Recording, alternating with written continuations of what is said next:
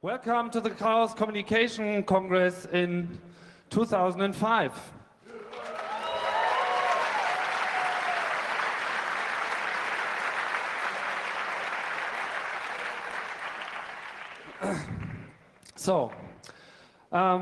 Welcome everybody. Very glad you're here.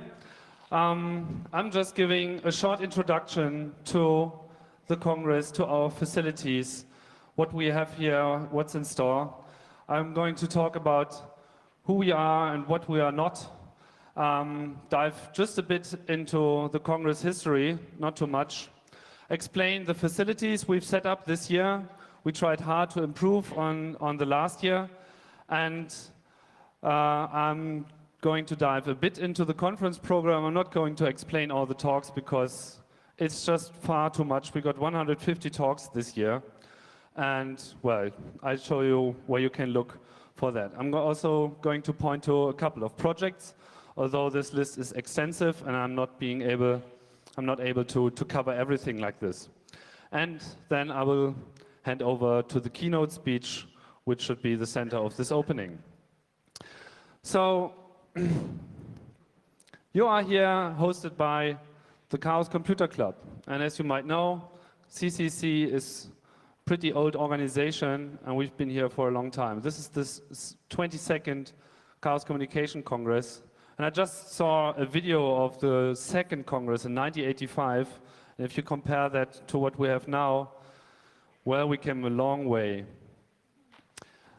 And still, we're fighting for the same thing. It's still the hacker image in the public. It's somehow distorted. So I think it's pretty necessary to always reiterate on what we are and what we are not. And I'm starting what we are not. And we are not criminals. Keep that in mind.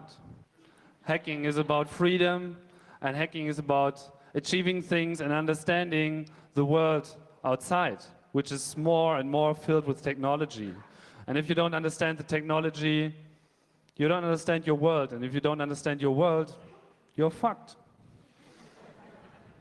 So we're not criminals. But we're also not the almighty Übergeeks. Yeah? Although some people probably think we are. And we can get into everything and opening bank accounts or whatever. But that's not the point. It's more, if somebody really wants to explore, if somebody really wants to get into things, then he's probably a hacker. And that's enough. You don't have to be number one in every respect. But it's also always important that you want to get into things, want to understand how it works. And if you do that, then you're a hacker, and then you're definitely at the right place here. And we are not fixing your Windows box.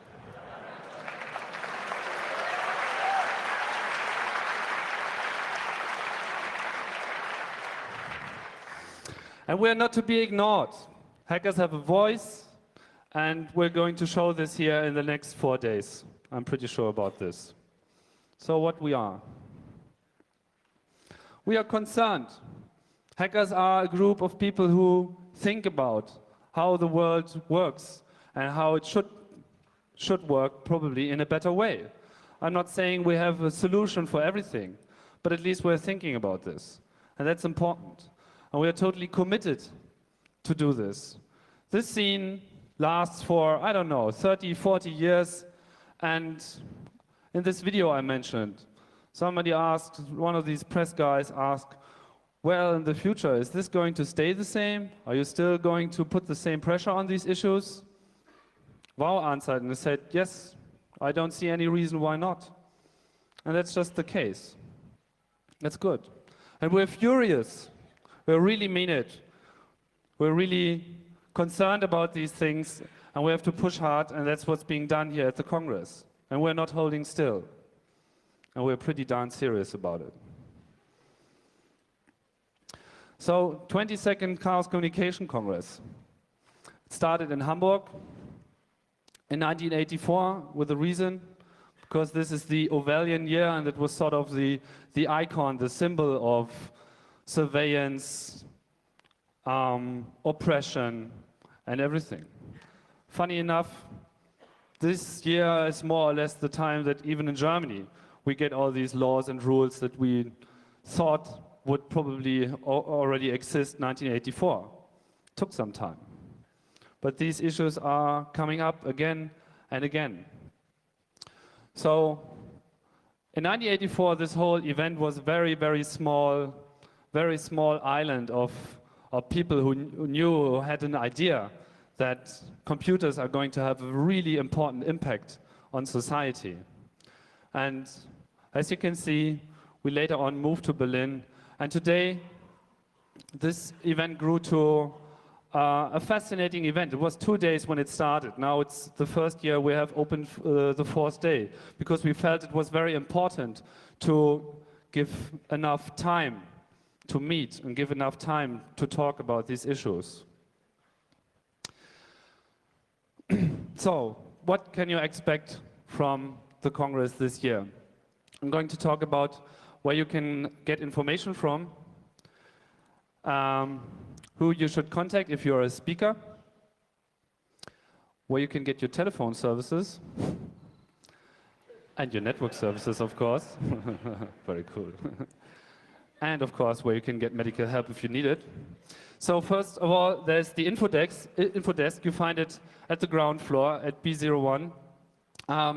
That's the place where you should ask first. Whenever you don't really know who to ask, go to the info desk, they might know it. At least they can point you to the right person to ask. That's pretty important. They got lists of hotels, they got maps, they got schedules, they got everything. And if they don't, they will try. And you can also get the proceedings there. And if you want to stay in the gym, you can go to the entrance and get your ticket there. If you're a speaker, head over to the conference room, which is down there, on the left side. B03, that's the point. And that's your first stop as a speaker. You get all the support you need, and please make sure that you check in there first, because we want to know that you're there and want to make sure that you have everything you need. You can also use the speaker room to make dates for interviews and such. This is also important for other people. It's not the info desk. Only go there if you really have something that's related to being a speaker. One of the more important facilities is the POC, the Phone Operations Center. You might already have known about this, heard about this.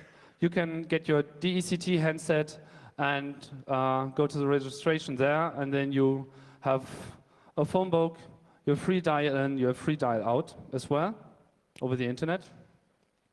Totally modern.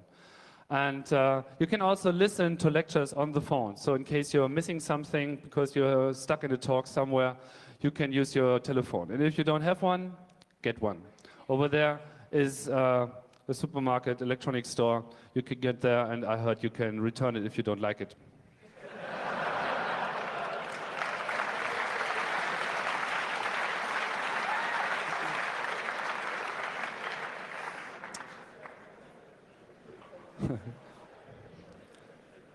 Also important, the Network Operations Center. These guys have done an incredible job this year. You all know that there have been issues with networking from Congress to Congress, and that's because it's not an easy task to provide a well-running network for such a large crowd of people, where 80% is always trying to get around anything.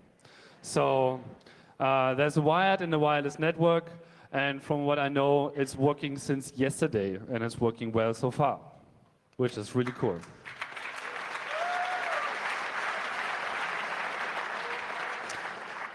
In case you have a network question, there's a Network Operations Center help desk at the ground floor and at the basement as well. All network-related questions should go there. And if you've got a server you want to host, ask them. They might be able to help. And please stay calm at all times. It's very important. Medical help is provided by the CERT, the Chaos Emergency Response Team, which you find at the ground floor on the right. They got their room there. So that's the place for first aid, first responders. You get medical assistance there if you need it, and maybe you even need psychological assistance, I don't know. If you need anything, if you're in need in anything, you know, ask them, go there, maybe go there before you might need it in case of trouble. I said it. Just below this main hall here is the art and beauty area. That's our place for food, drinks, music, visuals, other funny projects. You find the blinking area there with the funny blinking projects, mechatronics, the small-sized robotics. There's a lock-picking lounge, there's a Go lounge that you can enjoy, and the crew of Visual Berlin is doing the visuals and is doing music as well for your pleasure. And below that is the Hack Center, the whole basement. There are quite a few projects to check out. I can't name them all. You can look at the wiki, for instance. There's an extra lounge area. This time, I hope this will be well received. There's also an open workshop area, which I'm going to mention later on. And of course, beware of all the cabling and the evil hackers. So where can you get information from? Online, from the public wiki. That's the most important point. Everything is there. And what's not there is probably mentioned here. The events weblog will be filled during the Congress as well, and we are using this to point you to very important stuff. So keep subscribed to this events weblog and keep subscribed to it even after the Congress, because we're going to use this outlet for all the other upcoming events of the Chaos Computer Club in the coming time. Of course, there's the Fahrplan, our schedule, also online. We had some changes to the Fahrplan already. One speaker couldn't come. There was a slight change. So just make sure that it's actually what you think it is from looking at the booklet. It's 95% okay. And the changes are not dramatic, but just make sure you've seen that. There's also an RSC backchannel system. So for every talk, there's an online channel, RSC Congress CCCDE. If you are logged in there, you can always see what's coming up. So you'll have an automatic notification of upcoming events. And you can also talk. So there's one channel per room, and you can just talk to other people about the talk. Also, there's the OSR community over there, showing their wireless stuff. Wikipedia has joined us again over there. The Vauland Foundation you find in the basement. There's the BSD communities around, and a lot more. I couldn't name them all. Check out the wiki, as I said. One word about angels. Please keep in mind, this is still a volunteer-driven event. I know we have raised the prices because we had to, but this would cost a lot more if we wouldn't have the support of a huge number of volunteers. And what's most important is the work of the Chaos Angels, all the volunteers that actually help out here at the event itself, not only the volunteer effort that's being put inside.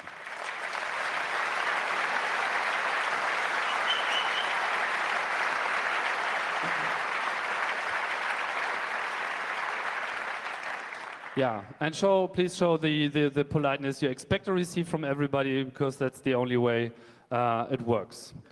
And also, you could be one. We're still looking for people to help out. There's the angel room in the basement, and there's also another volunteer meeting if you want to help us with announcing talks. We still have some slots to fill there. There's a meeting. Oh, it's actually not room 2. It's the speaker room. Sorry, it's a mistake. Okay, regarding the conference program, this time we have 4 lecture rooms. Last year we had 6, and we had to reduce that because it was just getting out of hand. We had too many people in the rooms. I'm still sure that everything's going to be crowded, so don't complain. There's just no other way. I mean, this building has its size, and we can't expand it on demand, unfortunately. Everything starts at 11, so we shifted everything a bit 1 hour. To accommodate for the usual sleeping practices. But we have included 2 breaks this time in order to give you more room to meet with people and have a break from the conference talks. And keep your phones off during the talks, please. Yeah, there will be some additional, thanks. There will be some entertainment program here in the night as well. So if you want to just see a movie or something like this, yeah. And I also mentioned it, we got the proceedings. I don't know, anybody got the book in his hand right now? No, the proceedings, the big one. There it is. This big black book contains all the papers that we received. Go and get one. There's also two kinds of special events that we didn't plan ourselves, the lightning talks and the open workshops. Lightning talks start every day at 4 p.m. and that's just an open thing, 9 talks, each 5 minutes. If you still have something to say, there are slots available. You can just put it into the wiki and you're done. The third day, we've left open the third day until today, so now registration is open for the third day as well. If you have a good idea what you want to talk about, go get to the wiki and get your slot. There's also the open workshop area at the Hack Center. Same thing, there are open slots if you want to do a workshop, 1 hour, 2 hour, no problems. There's this free table space you can just use. Go ahead and be the first one in the wiki. Okay, some recommendations on how to behave. Please, no smoking inside the building. We had a huge problem with smoking last year, and we had long discussions about this. And we're just going to try it. We're not pushing this hard, but just think about it twice, go outside and have your smoke outside. I think this will be good for everybody.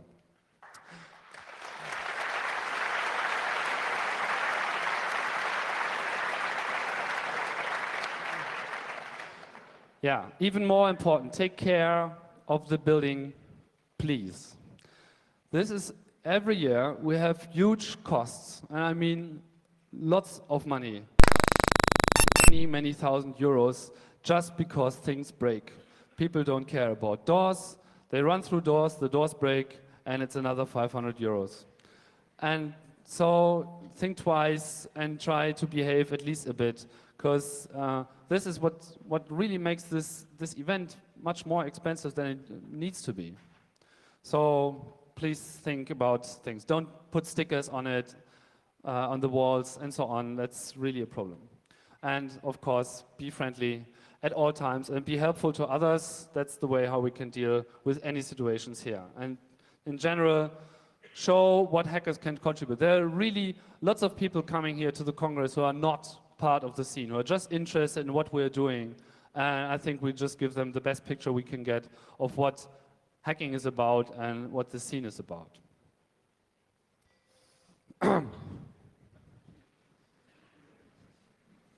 Now I really need to look furious. Digital incidents. Oh yes, we had them, especially last year. You might have heard about it.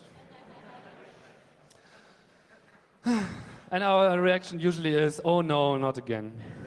You know. So if you are exploring and if you really think you have to do something, keep in mind that this can really be very, very nasty for us, and it can be really nasty for you as well. So if you're out there hacking, please switch on your brain before you switch on your computer. Just do it. The Congress is just not the place to explore all kinds of well, it's probably the place for exploring hacking practices, but do it on the testbed, do it on your machine, do it on any other machine that's provided by others, just to do that. But just don't, you know, just don't. It causes so much trouble for us as well. Last year we had just one day, the organization was just busy one day dealing with that. There are really other things we have to do here. And also keep in mind that we can't stop the authorities to use their authority. Yeah? They're having an eye, and we can't stop them from doing so. But just in case something is going to happen, we have opened the Hacker Ethics Hotline.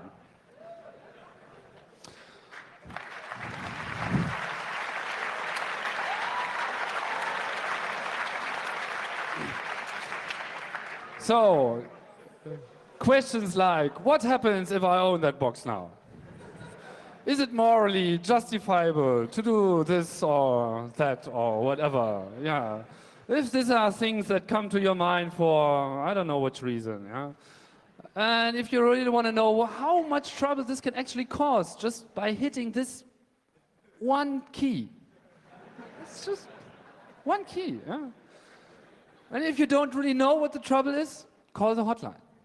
They will answer, they know, and they can tell you what's the best way to deal with all this kind of information. And it's very easy to reach. It's 1042. Keep that number in mind. 24-hour service. It's free. And it's as anonymous as you want it to be. So use it, please. Thanks. So, in 4 days, everything will be over. Just a glimpse on what's coming. We're going to shut down the event on the 30th of December, after the final event. The Hack Center must be completely dismantled at 10. Please take all your stuff with you. Just look around. There's so many jackets, so many things. You can't really imagine what people are leaving at this, you know. It's amazing. There's going to be some kind of lost and found service by us, but only in January. So if you lost something and you miss it, try to contact us as early as possible, because otherwise we're not really able to keep all this stuff around. We're probably going to donate it or make use of it. There's going to be an after-hour party at the sea base, which is not very far away from here. So at the last day, if you still want to stay in Berlin, if you still want to stay with us, this after-hour party is for you. So, thank you. Thank you for your interest and your support. Thanks to the speakers for the lectures. And of course, we're also thanking everybody who's given us financial, logistical support and also hardware support, especially the networking is backed by quite a few companies that have stepped in and given us that. And thanks for everybody who's promoting this event, writing about it in weblogs and the press. This is really helpful to get the work out. And of course, thanks to you for coming and of course for coming back.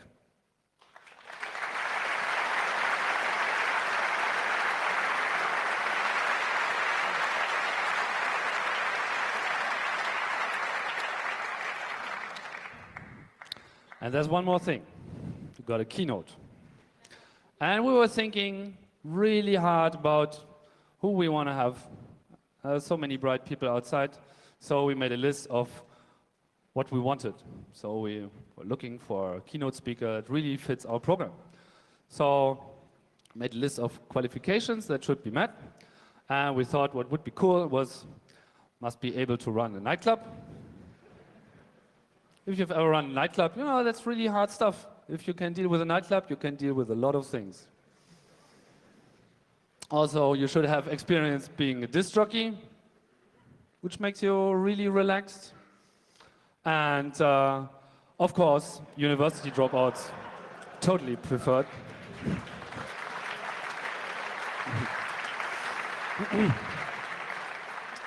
And, of course, should be a really nice guy. And what should I tell you? We found one. And he got extra qualifications as well. He is chairman of Technorati, which is a weblog search engine, which you should check out if you don't know it yet. He's also chairman of Sixapart, which is a weblog hosting and software producing software. He's doing the movable type stuff. He's also a board member of Creative Commons International. He's a board member of ICANN. He is also a board member of the Open Source Initiative, and he's also a board member of the Mozilla Foundation. I'm really happy to welcome Joy Ito with his talk, Private Investigations, for our keynote. Thank you very much. Welcome.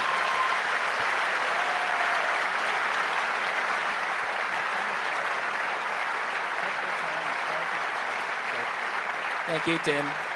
And I was here last year, and I begged Tim to let me come back, but I didn't have any special hacker qualifications, so he gave me the keynote, I think. And actually, there was one mistake that I didn't catch, but on the slides for Technorati and Sixapart, I'm head of Japan and an investor in the United States. So I was reading the program and looking through all the things and thinking about what I was going to say today. And Tim's slide about we're furious and we're really serious is actually really important. You know, I like to try to make the talk very fun. Last year with Creative Commons, I showed funny videos and stuff like that. I warn you, it's not going to be that fun because the topic this year is actually quite serious, and it's actually quite a serious time. And a lot of the talks throughout the days will have a lot of detail on a lot of the things that I talk about. And I really urge you to think about what you can do and how you can participate when you attend these talks.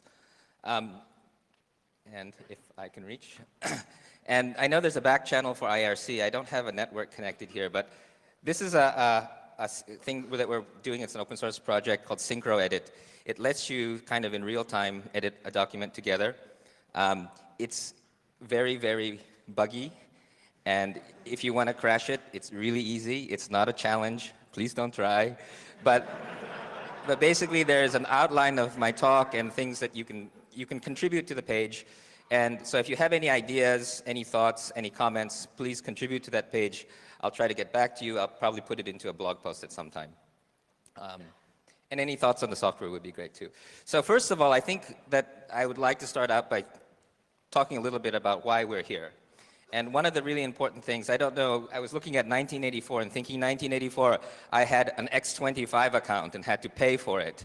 I couldn't connect my modem to the phone line unless it was approved by the telephone company. I had a token ring card. You know, I had all these things that required permission to hack, that was regulated, and everything was run by big computer companies and telephone monopolies. And back then, the only search engines we had was the address book and dialog databases. Okay? So everything happened in the center of the network. Nothing happened on the edge. The network was closed. And since then, the network has become more and more open at every layer. And the places that are standing in our way right now are the big monopolies. So it's the Microsoft, some of the telephone companies still have some power, and others. But generally, the network has become more and more open. But I think that there is a huge risk that the network will get closed again. The worst case scenario that I see for this open network is that within several years, the internet will be run by the ITU, Microsoft will have a trusted network that you have to access, and the telephone companies and the cable TV networks will join together and make the internet look like a cross between telephone and cable TV. And this is a real risk. And so I also think that the open internet is probably the center of democracy in the 21st century. Because I think that the revolutions that we used to have in the past were fought with pitchforks and guns. But today, revolutions happen through information. We see this in terrorism, we see this in developing nations, and without open access and voices for information, you can't cause change in the future. And the only way to allow a bottom-up and edge-driven process is to preserve the open network. I think the open network is more important for democracy than the right to bear arms or the right to vote. That's my opinion.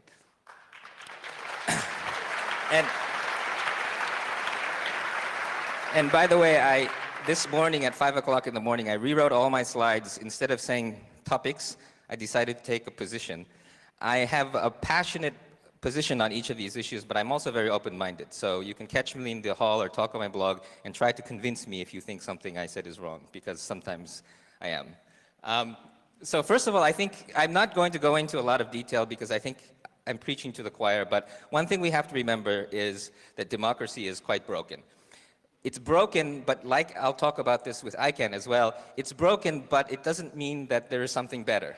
And I think that one of the things we have to think about is how can we change, how can we fix and deal with the current democracy. I know that Frank and Rob are going to have this session at 7 o'clock today, which is a bit more pessimistic than mine maybe, but they touch on this issue quite a bit. And I'm not going to go into the details. There's many different kinds of democracies, but I'll highlight some of the aspects of democracy that I think are very important and that we need to preserve. And I can give you some examples of why I think democracy is broken, but I won't do it right now. One of the really key things about democracy in an information society is the competition of ideas. This is the way that things get decided. And competition of ideas requires free speech. It requires the ability to say what you want to say your opinion, to question authority without fear of retribution, right? When you are in Zimbabwe, if you have more than 5 people together talking about something, you can be arrested and thrown in jail. If you are a blogger in Iran, you're most likely that if you speak up, you will get thrown in jail, and your family will get thrown in jail. And in these places, they do not have the ability to say what they mean without fear of retribution. And although things are getting pretty bad, we can still stand here and question authority. And so we have it better than many democracies. But this is one of the key things that we have to preserve, because it's the competition of ideas that allows change. And I'm quite optimistic about democracy in a way, because I think that if you win the argument, you can change things. And people can disagree with me on that, but I think the most important thing is to have an argument and to be able to win and allow the good ideas to come up. One of the bad ideas, which people keep talking about, is free markets. People always kind of say, well, if we just made free markets, we made open markets. I think that a lot of the people who are anti-globalization haven't focused on the key points about what's dangerous about globalization. One of the dangerous things about globalization is free markets sounds like a good idea. But the problem is free markets allow monopolies to exist, right? And traditionally, or not traditionally, the government is supposed to keep the monopolies in check. There's supposed to be fair trade commissions. There are supposed to be many ways to dismantle monopolies. Well, they don't work anymore. If you look at all of the big democracies in the world, they're controlled by lobbies that are controlled by monopolies, and power aggregates. And one of the problems is that when we designed the democracies early on, like the American Republican democracy or like some of the direct democracies, we didn't anticipate how much power that a monopoly could get in the information age and how big they could get. And we didn't anticipate that companies would take the personalities of individuals. And so we don't have a very good design to deal with monopolies. But they can and have been flipped over in the past, but the current monopolies are getting stronger and stronger. And so one of the things you have to focus on is the fact that the free market doesn't help you with monopolies. I'm a proponent of the free market, but the monopoly is just the anomaly that you have to think about a lot. The other important thing, which is very obvious, but something that you have to talk about, and since we're talking about privacy, is that the correct balance is transparency of those who have authority and privacy of citizens. The problem is that the natural tendency, the law of physics of power, is that people in power want secrecy, and they would like their subjects to be transparent. And it always goes this way. There's no reason it shouldn't go this way. And if you were in power and you had all the special privilege, of course you would want your secrecy, right?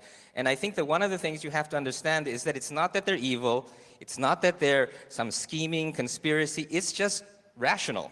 If I'm George Bush and I want to push through a bunch of things, I'm going to try to do it as secretly as possible and put in bills that are, it's just a normal thing. And so we have to think about, how do you hack a system which natural tendency is towards more power aggregation and more secrecy and transparency for those who don't have power. One of my friends is a Chinese guy, and his dad told me, money is lonely. It likes to go where other money is. And it's the same with power. It's just like a law of physics. It doesn't have ethics. It's just the way it is. And I think this is something you have to think about, because what the information age and the internet and all these other things is doing is it's increasing the ability and lowering the friction for power aggregation. It doesn't change the fundamental dynamics that have been around for a long time. This is a strong statement, and I feel quite strongly about this. I think that voice is more important than votes. Okay? So back when you didn't have a lot of information, and you would vote. And most of the votes were you voted with your family, you voted with your company. But you know, like Arnold Schwarzenegger in California is like a vote button on your TV. It doesn't matter that people got to vote if they don't have any information, right? The whole point is that if you win the argument in public, in the media, when America went to war with Iraq, more than half of the Americans thought that 9/11 terrorism was caused by Iraq. Now, so it doesn't matter that they can vote if they don't know the truth, right? And so I think that's what's really important right now is to provide everyone with a voice. And the other thing about voice, this is something that I find on blogs, is that people start writing on my blog, and it's like when you're in class, if you're sitting and you're listening and you know somebody's going to call on you, you listen harder. Or if you know you have to explain this book that you're reading to somebody else, you read it more carefully. And giving people voice also switches on their brain, right? And I think that this is important not just in developed nations, but also in developing nations. And to me, and give you another example, ICANN board. You think that voting is really important? Well, everybody votes the way that they're convinced by the non-voting liaisons, right? So if the guy from IETF is sitting on the board, John Clenson, he gives an eloquent speech about why this is too risky or that's too risky. Well, everybody votes that way, right? The chairman of the Federal Reserve Bank always votes with a majority. Voting is a process, and yes, it is important for go talk to the Wikipedia guys. Voting is a last choice. It's only when there's no other choice. Whenever they can, they try to reach consensus. And with the internet and with a lot of these new tools that we have, we can try to reach consensus more and more. So I think that the key is to provide voice. And in the same way, I know you have a lot of hate speech issues. People have a lot of hate speech issues. I would much rather argue with those people who have hate speech and beat them up in public than to censor them. Because when you start censoring them, it gives them an excuse. Putting Al-Manara, the Hezbollah channel, on the terrorist list by the United States, this is the stupidest thing you can do because now they have an excuse. Another thing, I'm going to talk about privacy for a second, because I think that a lot of people think that privacy is about some kind of personal vulnerability. I don't want people to know I read all this porn, or I don't want people to know this, I don't want people to know that. That's not the primary risk of privacy. The primary risk of privacy is a systemic profiling that can cause a chilling effect and cause behavior change. And so what I mean by profiling is, I'll use some Japanese examples. I'm sure there's some examples in Germany. There's a left-wing newspaper called Akahata. And if you are a subscriber of the left-wing newspaper, you're on a list. And you can't get a job in a big public company, and you can never be promoted above certain ranks in certain companies. If your father was an Akahata subscriber, you can never become a public prosecutor or a judge. Okay? And they sometimes do this for grandchildren. And so this list goes around. It's a common practice. Same thing if your arrest record, even if you weren't convicted or tried or charged, if you're arrested, you are on the arrest list. And so when somebody's trying to hire you or somebody's trying to marry you, they get this thing that says, oh, well, this guy's been arrested. And if you think about it from the perspective of somebody who's profiling, it makes total sense. Statistically speaking, people who have been arrested are probably more likely to be arrested again than people who aren't. Statistically speaking, people who subscribe to the left-wing newspaper are probably more likely to blow something up than if they're not. And the thing about profiling, which is really important, again, I'll get back to this point, it's not about being evil or anything like that. It's, if I can have as much information as possible, what would I do to make it statistically better for my organization when I'm hiring people, when I'm letting people into my country, when I have to beat the shit out of somebody? What do I look at to make this a fact? And so now you think about, okay, well, if the United States government came to the Japanese government and said, okay, we are going on high terror alert. We want the list of likely to be terrorist Japanese. And so this would mean that people who have hung out with these groups, people who have gone to school with these people who spend more money on this kind of thing, people who rent this kind of movie, and then you create a profile, and they would make a list, and they would not let them in the United States. And maybe they would arrest the top 100 of them or something. But for them, if they can catch one bad guy and maybe piss off 1 million Japanese, maybe that makes sense. And it's the cost of false positives. It's also a lot cheaper when they're not your own countrymen. But the thing that's really risky here is, if you think about it, for instance, Donatella, who spoke here last year about Arab media, well, I don't want her sending me SMSs anymore. I have to be careful about what I say. Maybe next year I have to worry about coming to this conference, because every single little thing that I do, that maybe they'll start harassing me going into the United States. Maybe this will hurt my children's ability to get into good school. And this chilling effect on what you say and what you do damages this whole concept of competition of ideas, the ability to speak freely, the ability to behave freely, and the ability to be the hacking open thing. And I think that cost, a lot of people say, I don't need privacy because I don't do anything bad.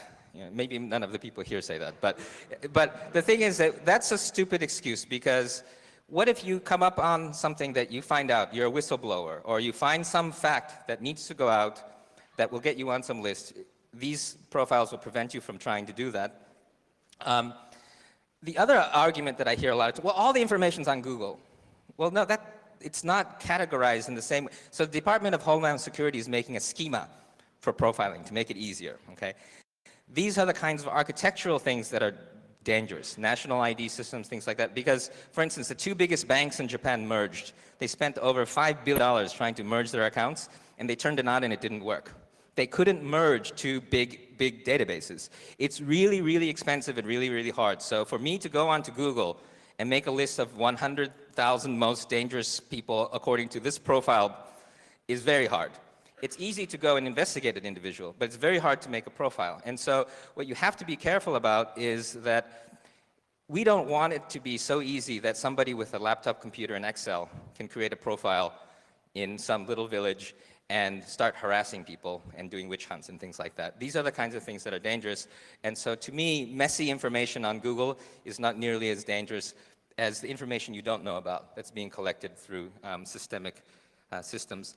And one last thing is, I know there's a session on the EU Data Privacy Act. This is something you really need to think about, because a lot of the core principles of the EU Data Privacy Act were back in the mainframe days when the data was just sitting there in this hard disk and there were no copies anywhere. So you can say, you have control of your data, you can erase it. Well now, the minute you create some data, it's everywhere. It's never gone. It's like pollution, it's like radiation. So it's more about the freedom not to create information, not the freedom to control the information that is created. So I think you really need to think about it. And this is where the hackers come in, because the people who are passionate about privacy often don't have any computers, they don't understand how the network works, and the laws are written in really stupid ways. The other thing is ID systems. I'm not going to preach here because I think people mostly agree with me, but a lot of people want to make these national ID systems and things like that. I would really want everyone to argue against this. I've never seen any data that shows that ID systems prevent crime. Every single criminal I know, and I know many, has a fake ID. Duh. And they also talk about profiling and going on airplanes. Well, I think Bruce Schneier wrote about this. Well, if I am a terrorist, first of all, I have a fake ID. The second thing is I would go on the plane once without a bomb. If I don't get flagged, I try it again. When I'm comfortable that my profile is not matched and my ID is good, then I carry a bomb, right? This is much more secure from the terrorist perspective than the old days where they kind of like checked you out and you weren't sure what kind of guy you were going to get. It's this kind of systemic profiling and IDs that I think that law enforcement gets they get excited about these technologies because it sounds good. But the problem is, for fake IDs, the weakest link is the guy who issues you the ID, and if they are a bribable person, and almost just about anyone is bribable, you can make a fake ID. It's a weak link. And the problem is you get these smart cards and biometrics and blah, blah, blah, and everybody starts to feel really secure. But what happens is they build all this stuff around it, and they just make a very secure network for people who spoof IDs. And so you really have to be careful who is your target, and what happens is that more and more the average citizen is losing their privacy, is losing the ability. Think about it too. I mean, back when your ID was like a kind of a piece of crap, if somebody stole your ID, they couldn't do that much with it. But now, if you've got all this stuff built around your ID and somebody steals it, it's really, really hard to get back because people trust it. And that's really the important thing, is I don't want people to trust these ID systems. And a lot of it is just run by companies who want to make money making these IDs. Anonymity, this I think people probably agree, but I would just say it very strongly, is I actually sat in the airplane with the head legal guy from the FBI and had a long 15-hour conversation about this. And he kept arguing that because of things like Whois and these databases, he was able to actually save some woman who was kidnapped because they could trace the email and they saved the woman's life. And because of that, he argued that it's good that we can trace people. But for every woman in Florida that gets saved because she's kidnapped, hundreds of people in Zimbabwe and Iran are being killed. And if we think about developing nations and we think about the ability to speak without fear of retribution, anonymity is essential. And it has a lot of costs, and people will argue all kinds of things, but I think we really need to protect it. One other thing is, you're all hackers. I bet everyone here knows how to be anonymous no matter what kind of technology they make. Right now, you can spoof your MAC address, you can do whatever you want.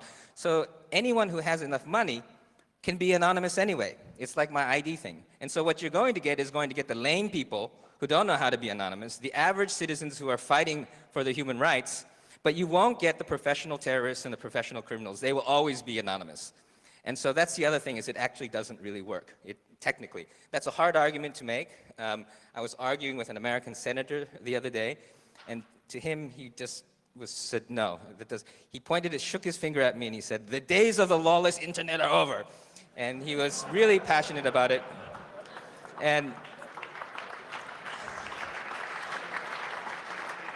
And I found out he doesn't even have a computer. So, but he was serious. And the problem was he's getting lobbied by Hollywood. He's getting lobbied by law enforcement. He's getting lobbied by everybody who says that anonymity is a problem. If you solve the anonymity problem and force people to have licenses to use the internet, we'll all be safe. And everything points to that, so it's something that's being chopped away at. I don't know if you know the word boogeyman. It's kind of a English, weird, colloquial word, but it's kind of the scary monster that the parents use to scare the kids into behaving. It's like, beware the boogeyman. And so what all of these guys do is they have their little boogeyman.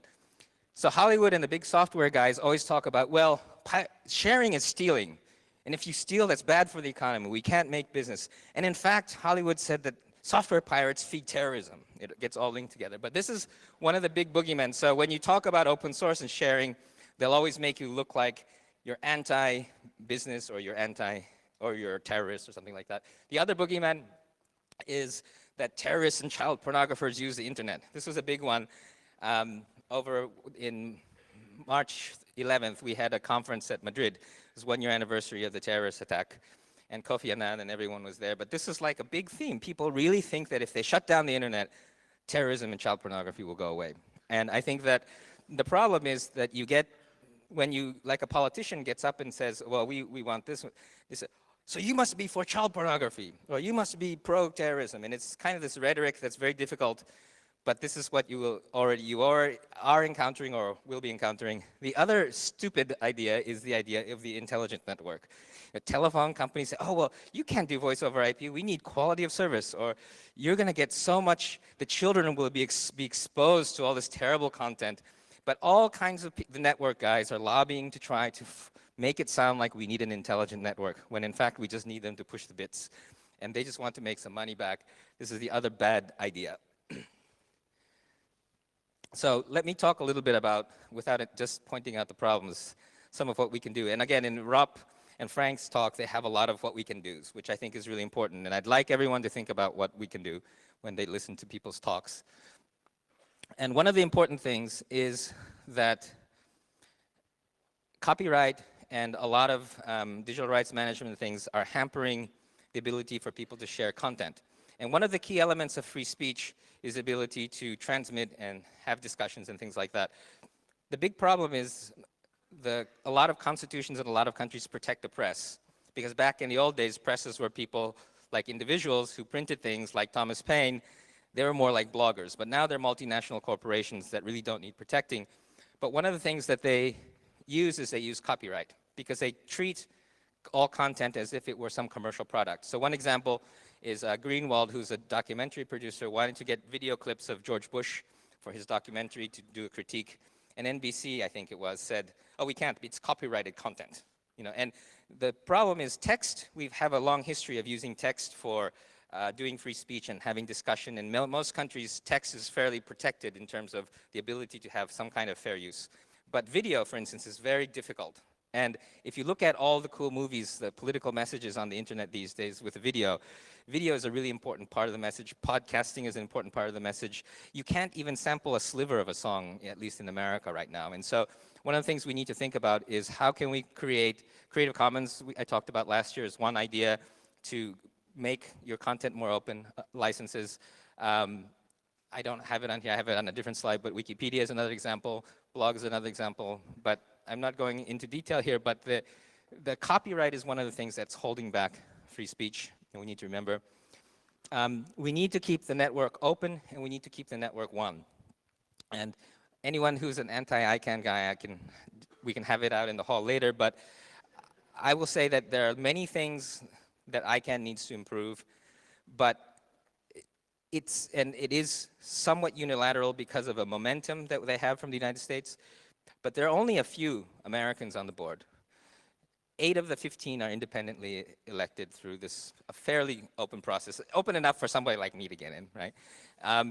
I can say whatever I want, and anyone can show up, take the public mic, and speak, and there has to be a response. And it still has many problems, but if you compare it to the ITU or there's a session later on the WSIS process. If you look at the process that the governments use, where it's one country, one vote, a lot of it is about diplomacy, and these votes are often captured by telephone monopolies. Go to an ITU meeting and try to decide whether you would rather have these guys running it or not before you decide not to try to fix ICANN. ICANN, I think, is fixable, and it requires participation. And the other thing I would say, because I know Andy was on the board and other things, it's changing. It's changing a lot. And if you participated several years ago, try again, because the problem right now is they're trying to take control of the internet away from the bottom-up process into a top-down process. And ICANN has its problems, but it's still at least focused on trying to create a consensus process. That's my pitch for ICANN. The other, I just tacked it on here, but free spectrum, this is another area that a lot of people talk about, but something that is really, really important, and it's a very local thing as well. I don't know if you saw, like in Philadelphia, the city tried to do a municipal Wi-Fi network, and I think it was one of the telephone companies came and sued them. Eventually, the telephone company lost. But first, it's the normal junk ban that we're given right now, which is crap anyway. But eventually, what we want is we want the television networks and the telephone networks to give back the spectrum. And this is something that's quite political, but really, really important for creating an open network that's not controlled by television companies and telephone companies. And I think supporting open source and free software and sharing, this is, again, something that you have to think about in a daily way. And what's important here, I think, is that a lot of people seem to think that that open source can't be business, that it's stealing money from artists, or it's stealing money from people who have spent so much time on their inventions and things like that. Well, there are people who make money from open source. There are ways that, like the French, I don't know if it's a good idea or a bad idea, but this new bill about taking a tax and then allowing P2P, we need to experiment with some business models, and we need to prove that there are other ways to do innovation other than the old idea of only innovation. Because if you look at intellectual property law, the idea is that innovation can only happen inside of big companies, and that it's protected by intellectual property, and that software patents and things like this prevent people from stealing ideas. Well, if you look at the open internet, almost all of the good ideas started outside of the big companies, and even the big companies, the smart ones like IBM, are giving up their intellectual property. And so this whole idea of sharing is bad for business, or sharing steals jobs, or sharing steals value, we need to show that this isn't true and make it more than just a political movement. That's why I'm doing a lot of work in the business side, because I want to convince the corporate executives that, no, we're not here to be just anarchists, well, not all of us, but that we're actually trying to contribute to society that's going to flourish. And I think that, you know, we have to have good examples for this.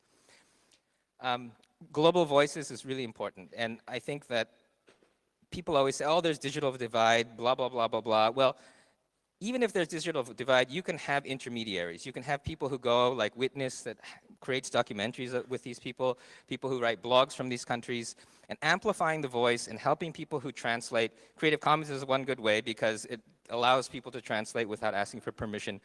But we really need to make this a global network, because our problems are global, and it's really, really interesting what some of these people have to say in developing countries. And also, I mean, they're not developing countries really, but in Europe, you have this whole communication with Eastern Europe that still needs to happen, and I think that a lot of this amplification is important. One really important thing, and this is kind of in response to the article from Frank, I think many people have an overestimation of the power of these conspiracies. I've given talks at the Trilateral Commission, which is considered supposed to be a really scary place. It's not. It's just a bunch of really powerful people who sit around, and they talk like normal people and make decisions like normal people. It's the same at Davos. It's the same in these big country bureaucracies. Actually, it's more like the movie Brazil than it is like 1984. And the thing is that there is a natural inertia for things to happen. Like I tried to stop the privacy, I tried to stop the national ID bill in Japan, and I got 80% of the public, all the media, more than half the politicians to vote okay for my moratorium until the privacy bill was passed. And it went through anyway, and I tried to find who was the guy who pushed it through and everything, and I finally talked to one of the politicians and said, oh, it just went through because it would have been too confusing and disruptive if we stopped it, even though we all agreed it was a bad idea. And this is what I mean by a broken democracy, and this is what I mean that there really isn't a conspiracy. There was no person, that was why it was difficult, there was no person who was out to do the national ID. It just became a $300, $600 million project that just started rolling along, and you couldn't stop it. It's like a tanker with the driver dead over the wheel. That's what we're fighting against. And we're fighting against momentum. We're not fighting against really smart people with lots of information. And actually, we're smarter than them, which is another thing that's important. We have less power, but we're smarter, and we can coordinate better. And I can say anything here because I doubt any of them will be watching this video. And I think that really, I would like everyone to have the guts right now to question authority and hack the system. I'm in a lot of these places, and they need this kind of input from the outside. They need conferences like this. They can point at and say, look at all these smart people are saying this. They need people to argue with them. And it's really not the right time to roll over and give up. As Tim said, be furious, be serious, be angry, fight for things, and you'll get them. And I think that you do need, there's a lot of tutorials during this week on how to be tactical, how to hack the system. But really, it's the time isn't to sit around and give up. The time is really, and really the point is to question authority, because a lot of the smart people who have authority, at least the good ones, are questioning themselves as well. And so they would like to hear, not all of them, but some of them would like to hear. So anyway, I'm going to try to stop now in case I have time to get some discussion and allow people to have their free speech. Thank you.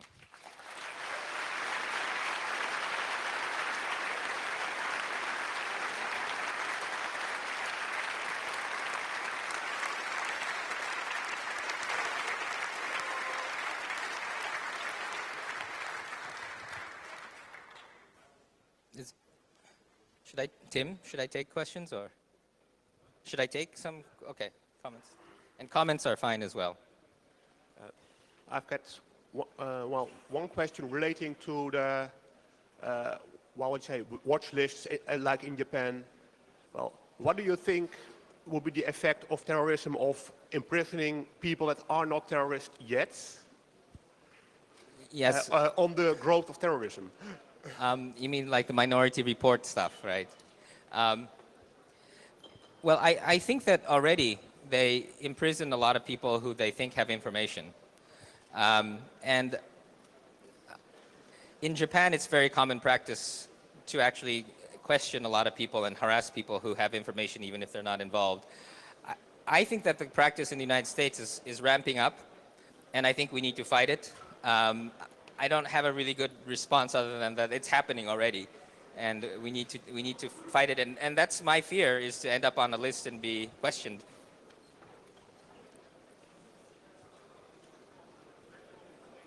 Okay. I guess everybody's leaving, Tim. Should I switch with the next speaker?